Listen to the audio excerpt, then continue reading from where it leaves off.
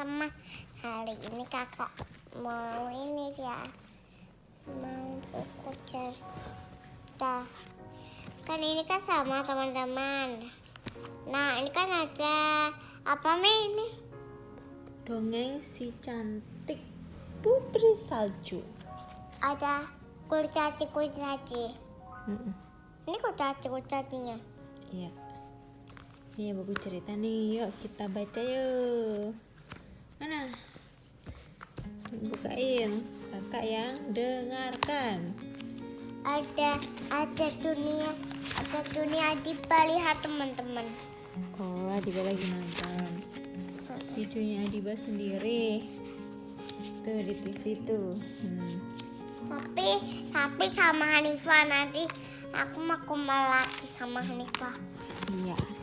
Kalau belanja bulanan ya, kalau main-main nggak boleh. Soalnya kenapa? Masih ada apa? Corona. Oke, kita baca ya. Dahulu kala ada seorang ratu yang Teman-teman nggak bisa keluar semua. Teman-teman ke rumah. nggak bisa kalau ke rumah teman. Dahulu kala ada seorang ratu melahirkan putri cantik dengan pipi yang merah, kulit putih dan rambut hitam. Bayi itu diberi nama Putri Salju. Sudah bertahun-tahun sang ratu mendapatkan kelahiran anaknya. Sewaktu hamil muda, sang ratu sedang menjahit syal terkena jarum hingga jarinya mengeluarkan darah. Darah merah itu jatuh di tumpukan salju yang putih. Karena itu ketika anaknya lahir diberi nama Putri Salju. Namun sungguh malang nasib Putri Salju, ibunya tidak dapat menemani lebih lama di dunia. Sang ratu meninggal dunia beberapa tahun kemudian dan ayahnya menikah lagi. Wow, kasihan ya. Ini ratu nih. Ya, Ratu baru. Ratu baru ini cantik, namanya Ratu Elvira, tetapi sifatnya penuh iri dan dengki. Hanya mementingkan dirinya Dengki sendiri. itu apa sih, Dengki? Dengki itu benci. Ratu Elvira mempunyai benda ajaib yang paling disayangi, yaitu sebuah cermin. Setiap hari ia bertanya kepada cerminnya, "Cermin kaca benggala, siapa wanita tercantik di dunia ini?" Cermin itu menjawab, "Oh ratu, engkaulah wanita paling cantik di dunia."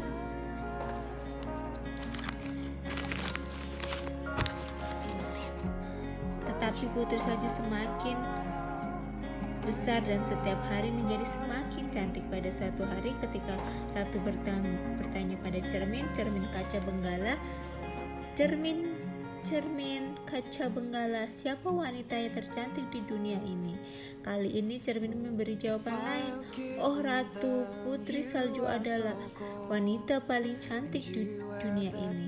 Seketika wajah ratu cemberut, pucat dan marah. Hatinya penuh iri dan dengki. Ia tidak ingin ada yang wanita cantik di dunia ini menyamai kecantikannya, apalagi lebih cantik darinya. Sejak peristiwa itu, ratu sangat benci dengan Putri Salju. Kebencian yang tak bisa dibendungnya, ia berusaha mempercantik diri. Semua alat kecantikan dipakai, bedak termahal dan langka semua dicobanya. Namun semua itu seperti tak ada hasilnya. Sedangkan semakin hari semakin Putri Salju semakin cantik. Dengan rasa marah, ratu memanggil seseorang pemburu. "Bawalah Putri Salju ke hutan," perintahnya. "Bunuhlah dia dan bawa jantungnya padaku." Ada kucing, teman-teman.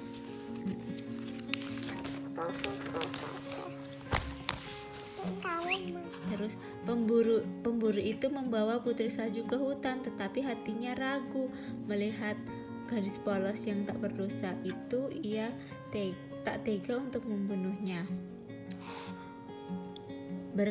Berkatalah si pemburu, "Larilah dan jangan kembali." Setelah gadis itu berlari, si pemburu kebingungan bagaimana caranya ia menghadapi ratu dengan membawa jantung gadis itu. Akhirnya ia memutuskan untuk mencari hewan di hutan. Hewan itu yang jantungnya akan dipersembahkan ke Ratu Elvira. Putri Salju tak tahu jalan dan ia sangat takut. "Oh, kemana aku harus pergi?" tangisnya. Ia terus berjalan seorang diri. Akhirnya ia melihat sebuah pondok di tempat terbuka di luar yang dingin. Maka Putri Salju mengintip ke dalam. Ruangannya kecil dan aneh. Ada 7 kursi kecil, 7 piring kecil, dan sepanjang dinding ada 7 ranjang. Tidak ada orang. Putri masuk lalu berbaring di salah satu ranjang karena capek ia tertidur. Pusing dengerin dari cerita Putri Salju. Putri Salju segera tidur pulas. Ia tidak tahu bahwa pondok itu milik 7 kurcaci yang bekerja di tambang sepanjang hari. Mereka pulang dan menyalakan 7 lilin. Astaga, ada orang di sini, seru salah satu kurcaci. Ia terkejut ketika melihat Putri Salju tidur di ranjang. Karena seruan itu Putri Salju terbangun dan ke-7 kurcaci datang mengerumah. Maafkan aku telah tertidur di rumah kalian, kata Putri Salju merasa bersalah. Tidak apa-apa. Siapa namamu? Tanya kurcaci merah. Semua kurcaci terpanyang melihat kecantikan sang Putri Salju.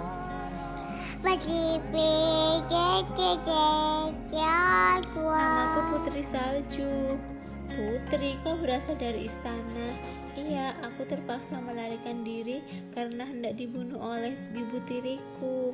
Putri Salju bercerita tentang ibunya si ratu yang jahat dan menyuruh seorang pemburu untuk membunuhnya di hutan. Busi dengerin dong, Busi. Iya. Setelah bercerita, gadis itu menjadi sedih sehingga ia mulai menangis. Cup, cup, cup, kata si kurcaci yang baik itu. Tinggallah bersama kami. Di sini engkau akan aman dari kejahatan ibu tirimu. Putri Salju senang hati menerima itu. Terima kasih kalian telah memperbolehkan aku tinggal di tempat ini.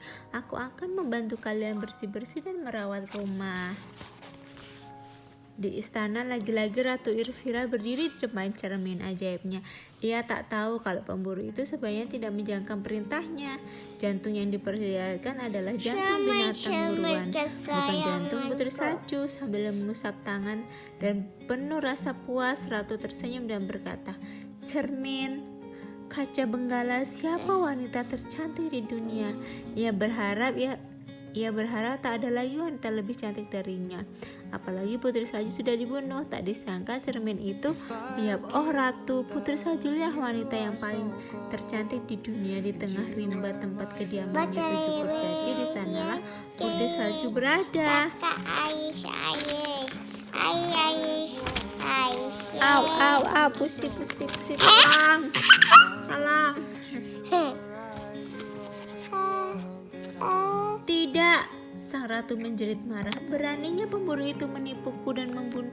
Aku akan membunuhnya dengan tanganku sendiri. Ratu Elvira memerintahkan prajurit kepercayaannya untuk menangkap si pemburu dan membawanya ke istana untuk dibunuh. Namun pemburu telah meninggalkan rumahnya. Sang ratu semakin marah dan kebenciannya terhadap Putri Salju semakin meluap-luap. Ia berencana tidak akan membalaskan dendam.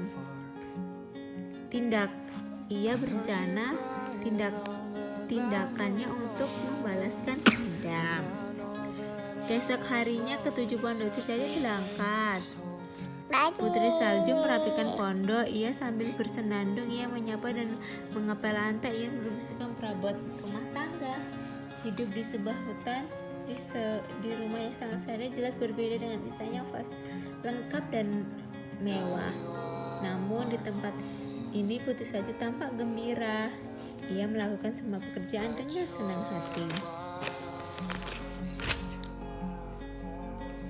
Tak lama kemudian seorang nenek-nenek mengetuk pintu.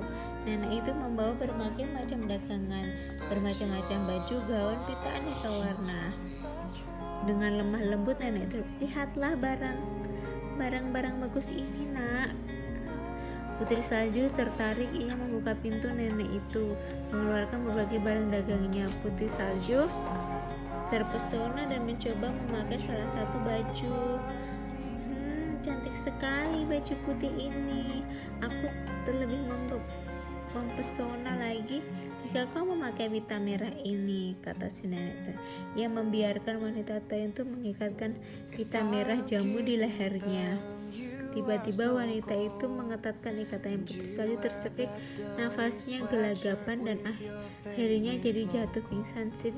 Itu kesenangan. Ia membuka topengnya, ternyata adalah Ratu Elvira yang bergegas. Wanita itu meninggalkan putri salju terkapar di lantai. Mampus kau anak sialan, geram Ratu Elvira. Selama beberapa jam putri salju tergeletak di lantai. Sore harinya para kurcaci datang. Mereka kaget melihat putri salju melepas pita dan beramai-ramai mengangkat gadis itu ke atas kasur untuk beristirahat. Tak lama kemudian putri salju sadar dan bisa bernafas dengan lancar. Lancar itu apa, Mi? Ya, nafasnya udah gak sesak lagi. Melihat teman-teman, lihat Giant. Cuan Giant. Sama siapa yang melakukan kejahatan ini, tanya Kudai. Seorang nenek dagang kain keliling, jawab. Hati-hati, dia itu adalah Ratu Elvira yang sedang menyamar. Malam berlalu dengan tenang. Para kurcaci waspada menjaga bergantian. Kalau si ratu jahat itu melancarkan serangan tiap sampai pagi, tak ada kejadian apa. Ingat, kau harus waspada, kata kurcaci. Sebelum berangkat kerja mereka berpesan, jangan bukakan pintu bagi orang yang tidak dikenal. Ya, aku ingat pesan kalian sama jalan, kata Pusaju. Kau tak usah bersih-bersih rumah, istirahatlah agar tenagamu pulih kembali. Pulih itu Ya, apa sih, Mi? pulih itu kembali sehat. Ya, terima kasih, kata Pusaju. Sementara itu lagi-lagi cermin ajaib memberitahu bahwa putri salju belum mati. Ratu pun marah dan ia menyamar lagi, kini menjadi nenek ramah penjual sisir.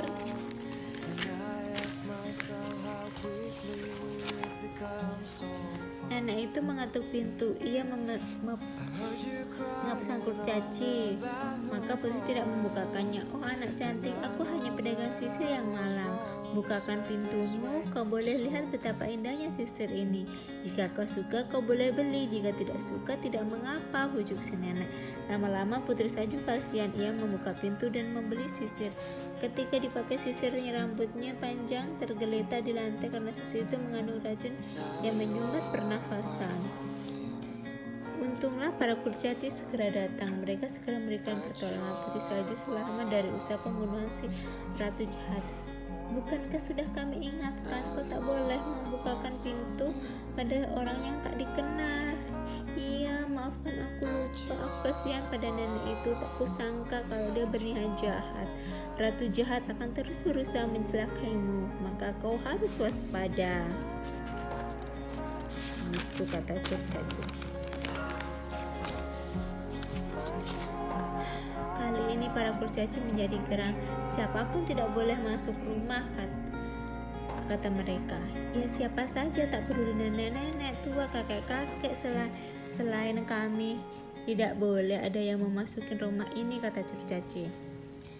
Putri yang baik, kau harus patuh. Tidak boleh. Patuh itu apa sih, Mi? Patuh itu menurut. Menurut teman-teman, kalau enggak, kita adalah orang jahat.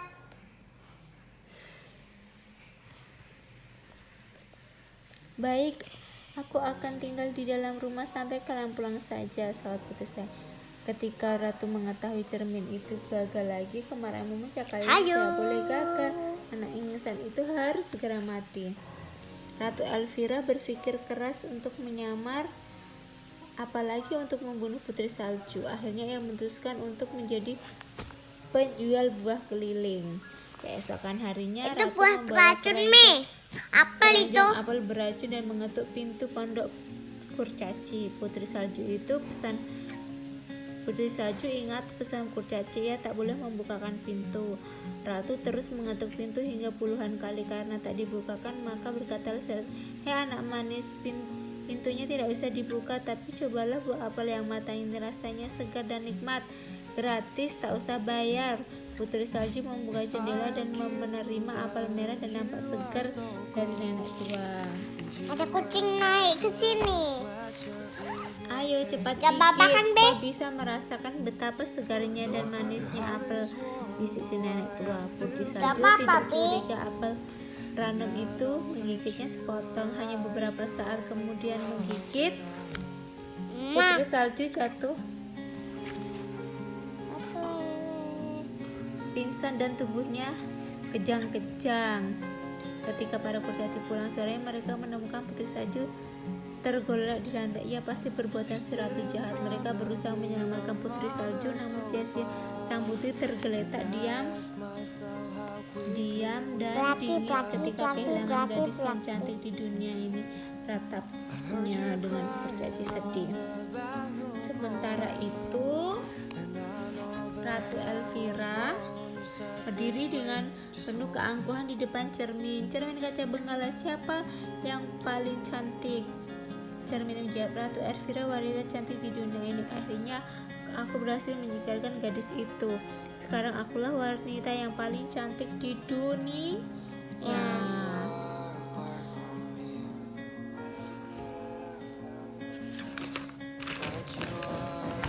Terus para kurcaci tidak dapat berpisah dengan Putri Salju.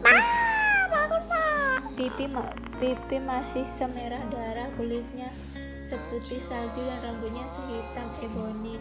Gadis ini belum mati tapi tidak bernapas. Apa yang harus kita lakukan? Kurcaci kebingungan. Akhirnya mereka sepakat untuk membuat sebuah peti dari kaca. Segera mereka mengumpulkan bahan karena bahu membahu. Tak lama kemudian jadilah sebuah peti. Selanjutnya dengan sangat berhati-hati mereka membaringkan Putri Salju di dalamnya. Gadis yang terbaik itu tampak seolah-olah sedang tidur. Sepasang pipinya masih merona merah, kulitnya masih seputih salju. Para kurcaci menghentikan kegiatan mereka, tidak lagi kerja di tambang. Dengan penuh kesedihan mereka menunggu peti kaca itu siang dan malam.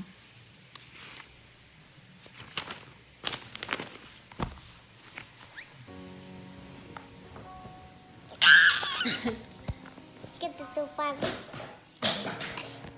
Pada suatu petang, lewatlah seorang pangeran muda. Pangeran muda begitu melihat Putri Salju, ia jatuh cinta. Aku mohon pada kalian, izinkan aku membawa Putri Salju pulang supaya ia dapat berbaring dengan layak di istana.